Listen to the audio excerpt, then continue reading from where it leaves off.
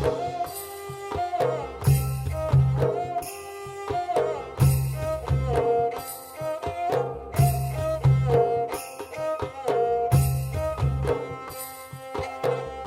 Watershed Organization was founded in 1993 by Father Herman Bacher and co-founded by Crispino Lobo, who was actually the one who put the systems on the ground, while Father Herman Bacher is the visionary who saw far into the distance as to what could make the difference for the people in semi-arid areas.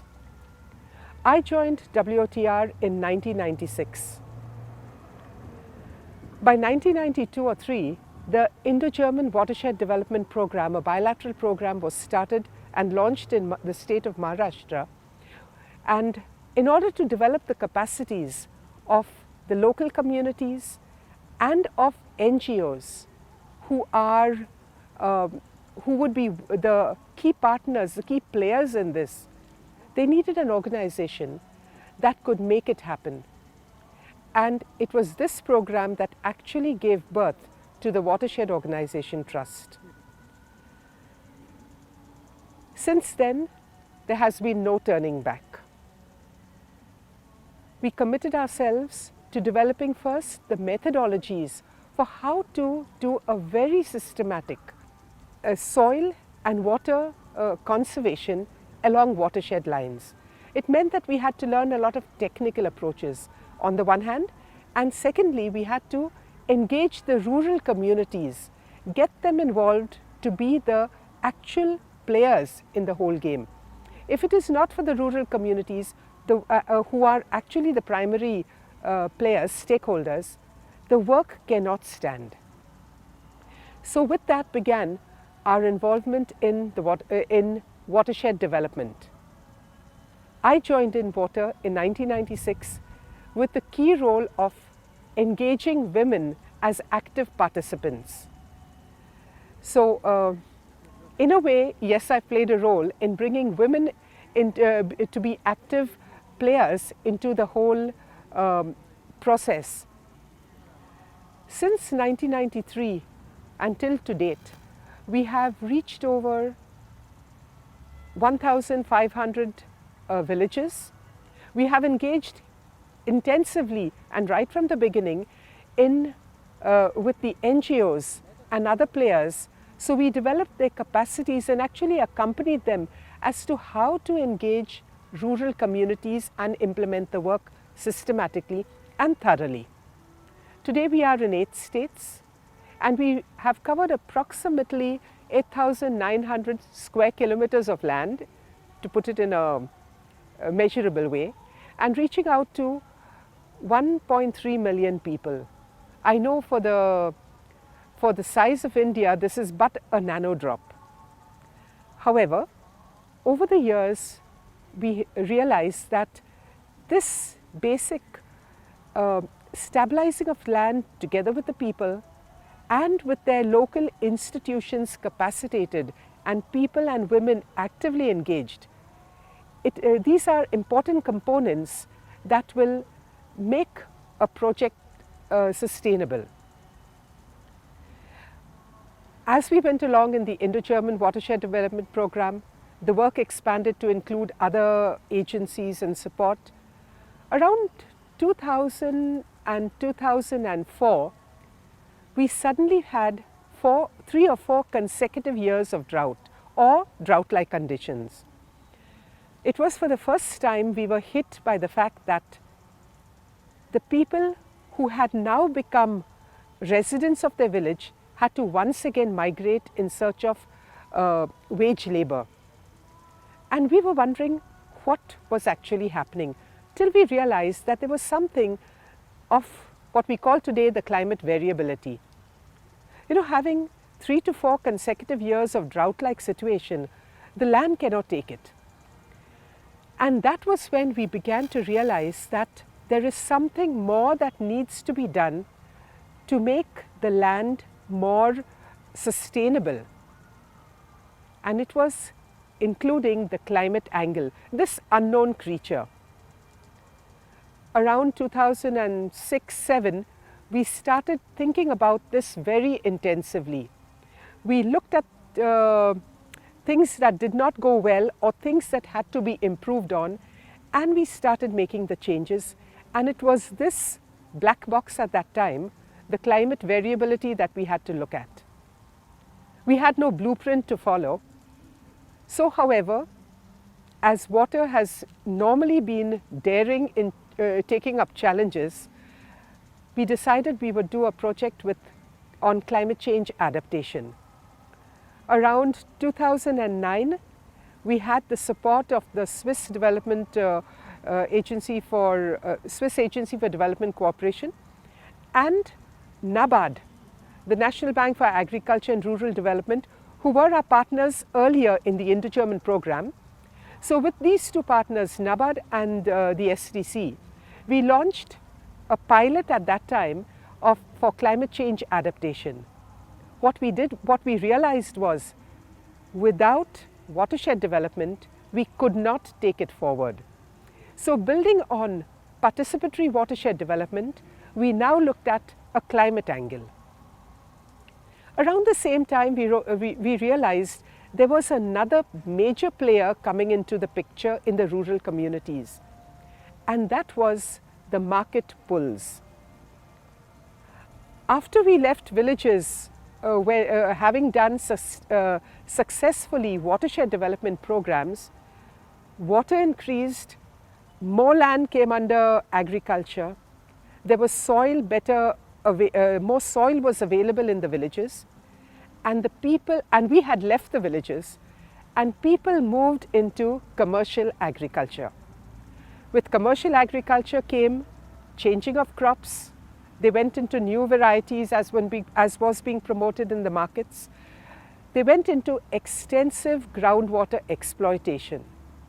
Farmers who were living earlier on rain-fed agriculture now saw a cash cow in the water available, and they went into extensive exploitation by digging wells and bore wells.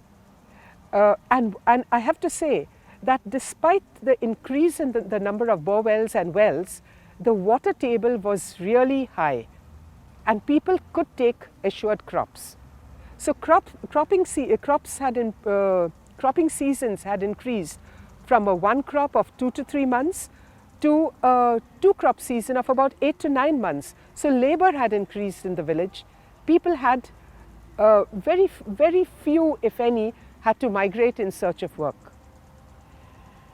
But when we went to analyze the situation, we realized that these were two critical players who were bringing in newer aspects that would be leading to unsustainability of the land. It was the climate angle and the market pulls. And we were faced with the challenge of, how do you respond to these uncertain situations? Who was more vulnerable? How were they vulnerable? What were the livelihoods that were vulnerable? What was happening to the land and the biophysical conditions? That was the time when we had the climate change adaptation project. We realized that we needed to assess the conditions of the people and the land in a more systematic and thorough way. Again, as I said, we had no blueprint. We had heard about villages and vulnerabilities of villages and districts being assessed, and they were put up as indices. We couldn't understand how to interpret those indices, leave alone how would the communities do it. So we realized that we had to go back to the drawing board and develop now a tool for assessing vulnerabilities, but from a bottom-up approach. And that's when we worked on this tool called the community-driven vulnerability evaluation, because we begin it from the bottom up. The abbreviation is CoDrive. We have developed a software for it because we realized it has to be done very rapidly. We developed a methodology of how to do the assessments in a quick way across landscapes. And the results we got from this particular tool of assessing vulnerabilities had given us, on the one hand, an assessment of the biophysical conditions. What was the status of the biophysical conditions? The land topography, the green cover, the forest cover, the water resources. So it looks as the biophysical natural resource base, where we had earlier begun on watershed development. But it also helps us assess the vulnerabilities of the different communities that live in within. The large farmers, small and medium marginal farmers, the landless, the different communities, the tribal communities, and the livelihoods that they depend on, be it agriculture, cattle rearing, livestock rearing, fisheries, or any other. So this tool helped us to then develop what we call the climate change adaptation projects, which respond to all these components. It takes the biophysical conditions and the livelihoods of people into it. We realized also that biodiversity was getting lost in the whole regeneration of the lands. We needed to protect the ecospace that the people live in, because each ecosystem is so important.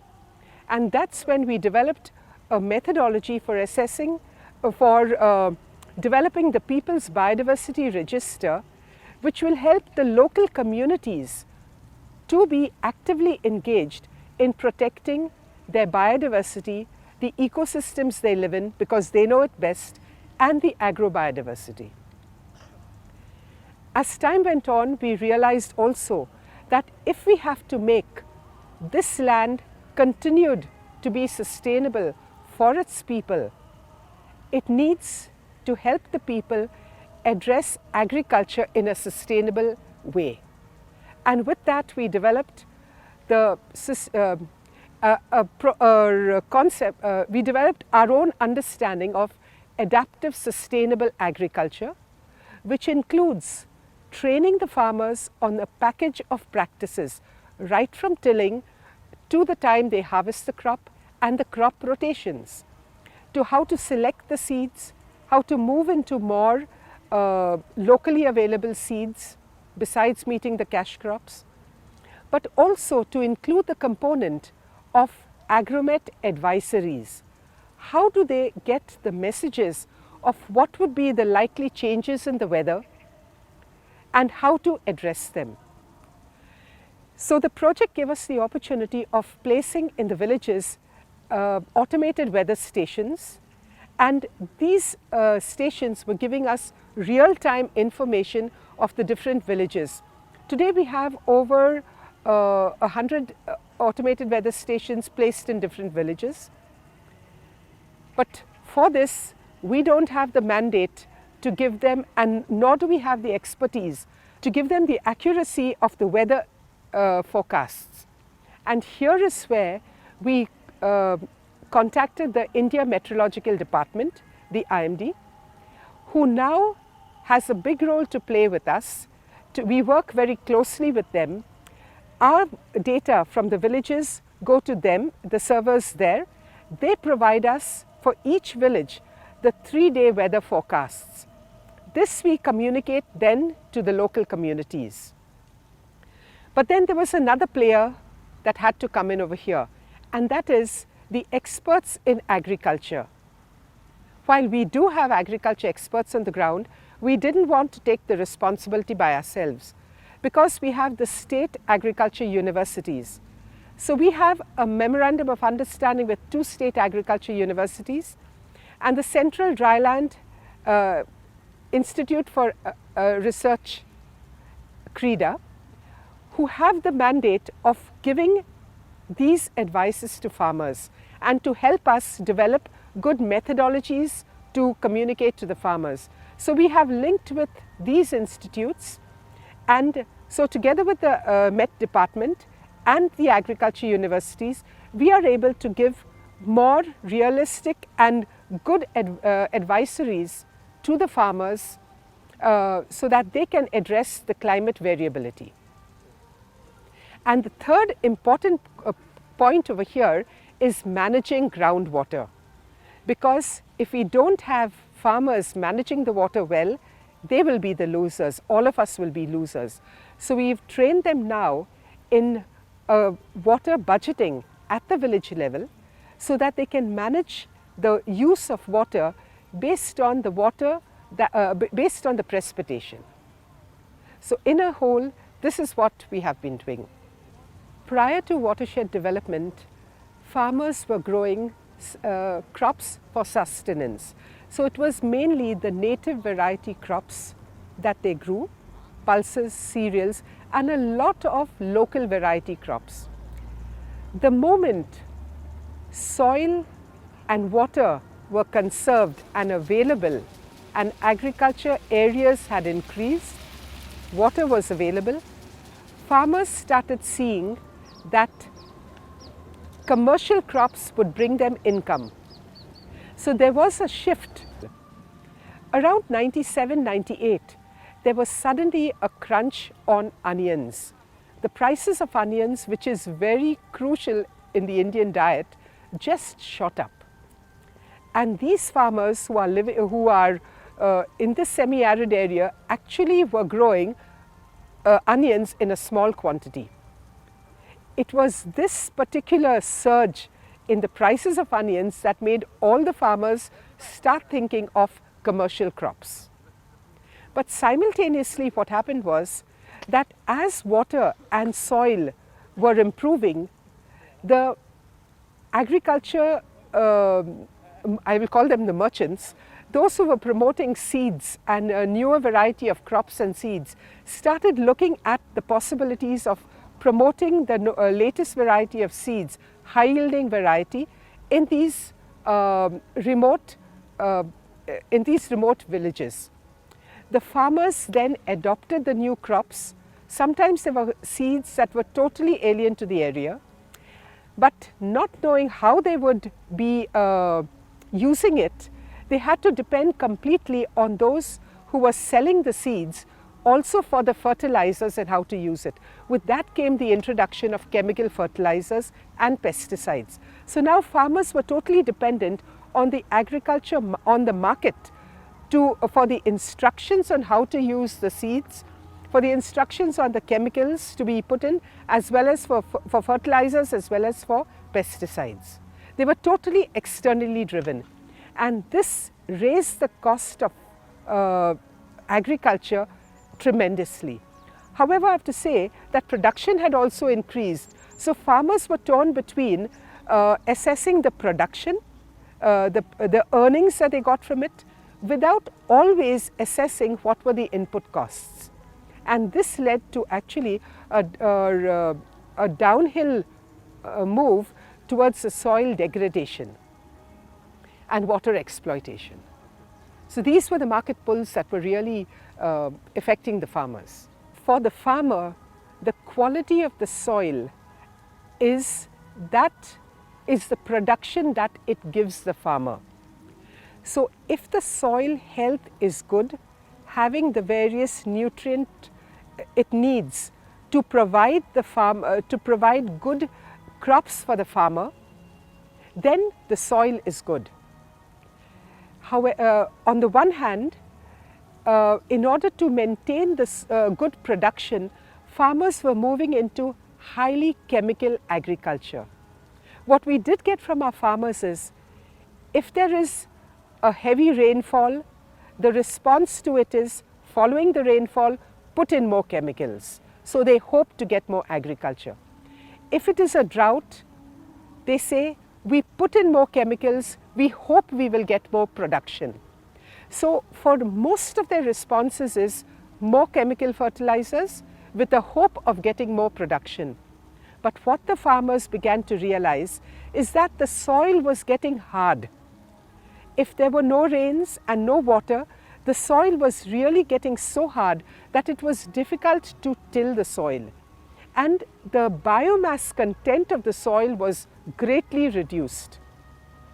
The elderly farmers could easily make the difference of the soil that is soft, that accumulates water, that has a rich nutrient content and is soft, as against hard cracking soil because it cannot take in, it is so chemicalized that it has no more biomass content. This is what the farmers talk about soil health.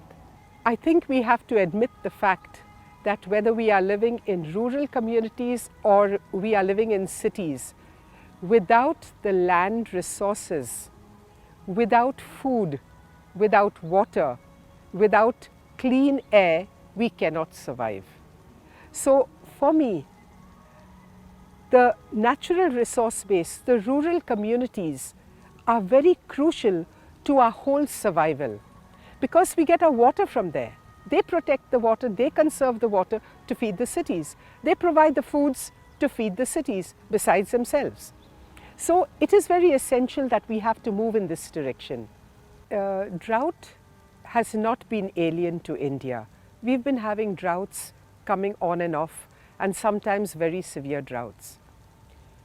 However, what we are told by the climate scientists is that India is a hotspot for climate change, and droughts is something that is coming to stay.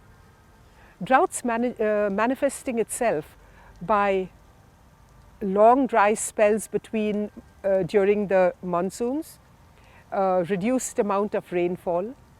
But on the other hand, there are also possibilities of having extreme sudden cloudbursts or intensive heavy rains in a short while.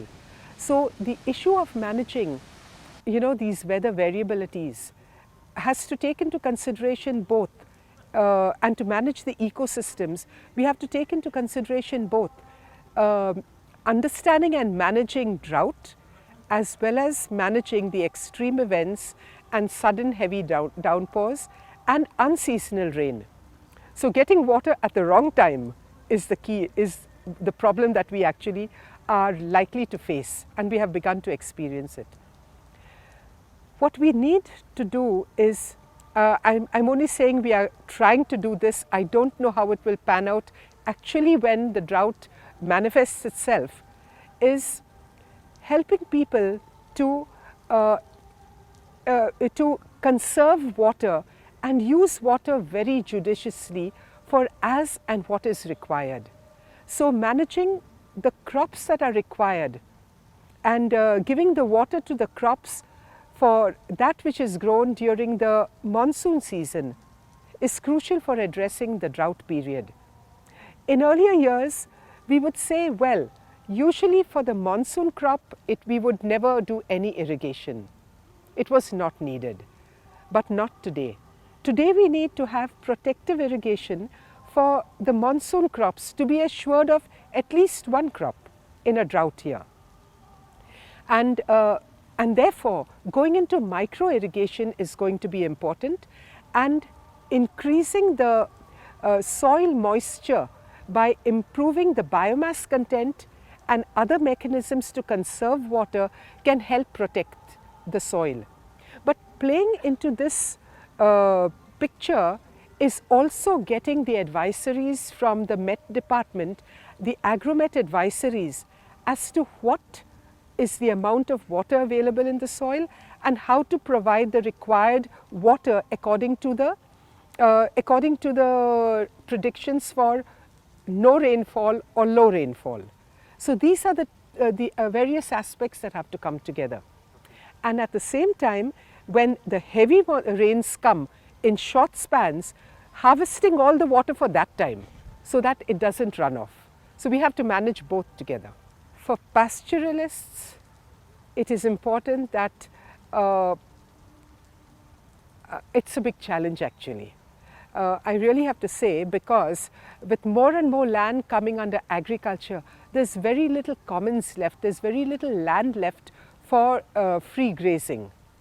So the challenge today is managing, at least in some of the areas where I work, I will not generalize it for the rest of India, but growing more fodder crops. I will not say looking at the feed and fodder for the exotic species, but I will talk of growing more fodder crops, managing food crops that provide food and fodder. You have some of the local varieties which are very good in that. rather than going into the commercial crops which have very little fodder. So it's managing like sorghum, pearl millet, wheat, paddy are some of the crops that provide both, particularly the former two.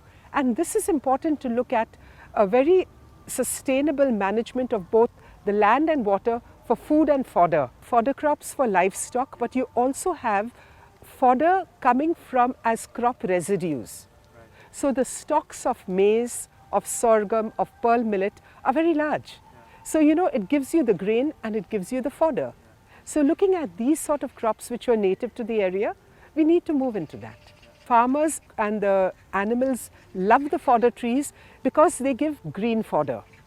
So that is important. And promotion of both the agroforestry, the agri-silvipasture is important in the whole landscape management. And I think this is to be promoted in a very integrated way. I think we need to look at having the livelihoods coming in a very integrated way and a very holistic way, where what we would call, what we did in one of our areas was working on a local money multiplier. So one farmer or one owner produces fodder trees, who sells it to those who have livestock, and others can purchase it from them, or in this way, the whole landscape needs to be managed. What I would say is we need good land management that will sustain the land, that will also provide livelihoods and also protect both the livestock as well as earning opportunities for farmers. But here I would add one more component, is from my findings in the villages, because we are working in areas where the climate variability is very severe.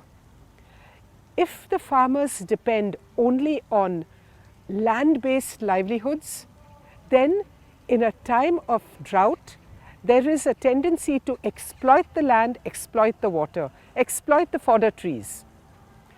And so that is not sustainable. So the farmers would need the land-based and non-land-based livelihoods as an alternate livelihood, which will then also protect the natural resources. The most satisfying moments have been when we have left villages and gone back to them and see that the land that was once degraded has become green and productive, and there are smiles on the faces of the people. We also feel very happy that in a number of other villages, the people themselves are taking the step to protect the resources. And another satisfying aspect is that while we did watershed development since the past 25 years, there are other agencies who are calling us to provide the knowledge and to be knowledge partners for major projects. And this satisfies us because we feel convinced that what we started way back in the early 90s still has value today.